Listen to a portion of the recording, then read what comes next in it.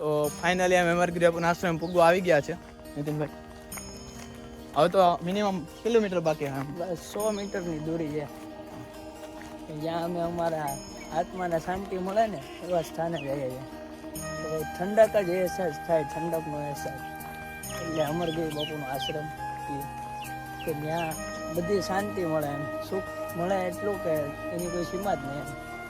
એ અમૂલ્ય હોય છે, એનું મૂલ્ય જ ન હોય એવું સુખ મળે છે અમરગીરી બાપુના સાનિધ્યમાં. એટલે જય ગિરનારી ભાઈ. બીજું કાંઈ તો મને આવતું નથી. મારા ભાઈ તો એમ તો શાયર છે. હા, વિડીયોમાં બન્યા રહેજો.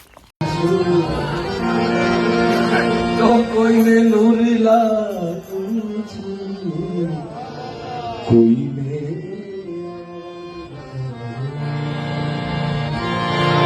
તો કોઈને નૂરી લાગું છું, ખરેખર હું હાવ ખાલી છું.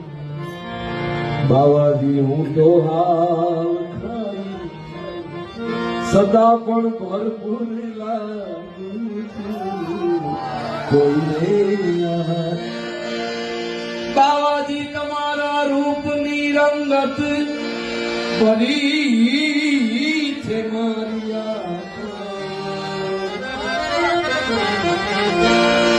ગુરુજી, તમારા રૂપની રંગત ભરી છે મારી આંખો, અને આ દુનિયાને લાગે છે કે હું કાંઈક ચકચૂર લાગું છું, કોઈને યાદ કરું તો કોઈને નૂર લાગું છું, કોઈને યાદ.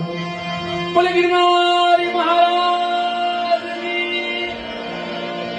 જો અમારો વિડીયો ગમ્યો હોય તો લાઈક, સબસ્ક્રાઈબ અને શેર જરૂર કરજો.